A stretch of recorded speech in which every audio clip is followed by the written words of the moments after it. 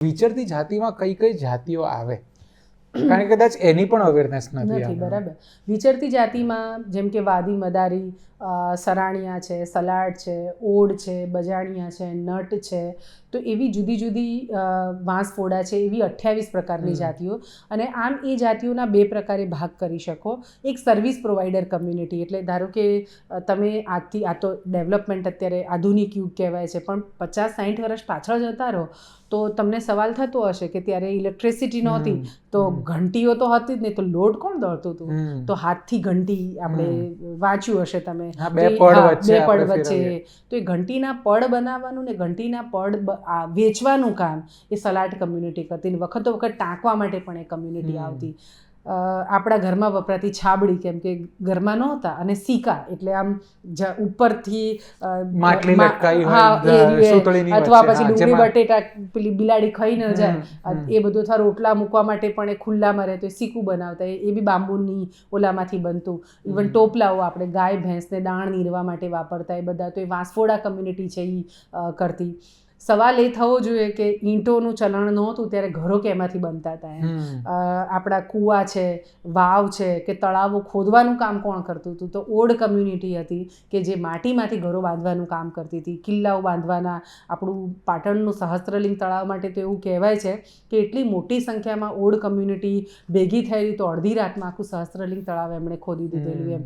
સો એ odd community. તો જેમ માથામાં ઓળવાની કાંસકીની આપણને જરૂર પડે તો સીસમ અને હાડકામાંથી કાંસકી બનાવવાનું કામ કરતી હતી એ કાંગસિયા કમ્યુનિટી એમ. નાકકાન વિંધવા માટેનું કામ કરતી હતી એ બજાણિયા કમ્યુનિટી. નટ એ આ સર્વિસ પ્રોવાઈડર ઘણી બધી. હું એવું બહુ દ્રઢપણે માનું છું કે જો એ લોકો આપણા ગામમાં ન આવે ને તો આપણી વ્યવસ્થાઓ ખોરવાઈ જાય. બીજી મનોરંજન કરવાવાળી કમ્યુનિટી. ક્યારેક સવાલ પણ થાય કે આ ડિજિટલ યુગ, આજે તો એક ફોનમાં આખી દુનિયાભરના મૂવી બધું જ તમે જોઈ શકો, પણ આમાંનું કાંઈ જ નહોતું. રેડિયો પણ નહોતા ત્યારે. શું આપણા જીવનમાં મનોરંજન નહોતું? હતું. કોણ પ્રોવાઈડ કરતું હતું? તો આ કમ્યુનિટી. ભવાઈયા છે જે ગામમાં 8-10 દિવસ રોકાય અને અસાઈડ ઠાકર, જેને 365 વેશ લખ્યા અને 365 દિવસના જુદા જુદા વેશ ભજવી શકે. નટ બજાણિયા જે દોર ઉપર ચાલવાનું કામ કરે, જાદુના ખેલ બતાવવાનું કામ કરે. વાદી મદારી જે સાપના ખેલ કરવાનું કામ કરે.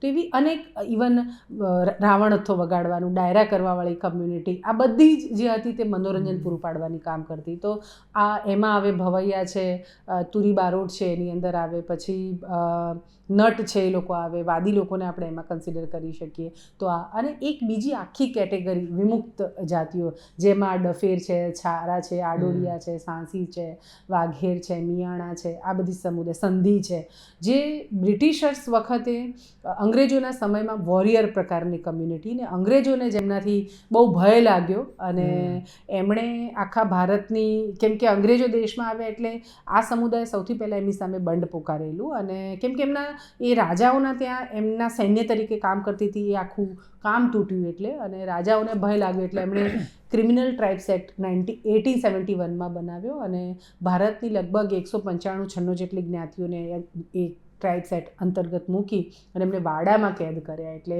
એ જાતિમાં જન્મનાર નાનું બાળક પણ ગુનેગાર ગણાય. દિવસમાં 3 વખત એને ફરજિયાત પોલીસ ચોકીમાં હાજરી ભરાવવી પડે. બાળક, હા, એટલે અમુક એજ થાય પછી બધાને કમ્પલસરી એમ, એના જેવું. એટલે એક વિમુક્ત, જેને નોટિફાઈડ જ્ઞાતિઓ કહેવામાં આવતી હતી, ગુનાહિત જાતિઓ. અને 1952માં આપણા પહેલા વડાપ્રધાન પંડિત જવાહરલાલ નહેરુએ એમણે નોટિફાઈડમાંથી ડિનોટિફાઈડ એટલે વિમુક્ત કર્યા. પેલી કાંટાની વાડ તોડી એમને કે હવે તમે છૂટા છો એમ. સો આ 2 પ્રકારની આખી કમ્યુનિટીને ભારત આખાની ગણીએ તો લગભગ 1100 થી 1200 જેટલી જુદી જુદી જ્ઞાતિઓ કહી શકીએ. ગુજરાતમાં 40 પેટા જ્ઞાતિ સાથે ગણીએ તો લગભગ 76 થાય.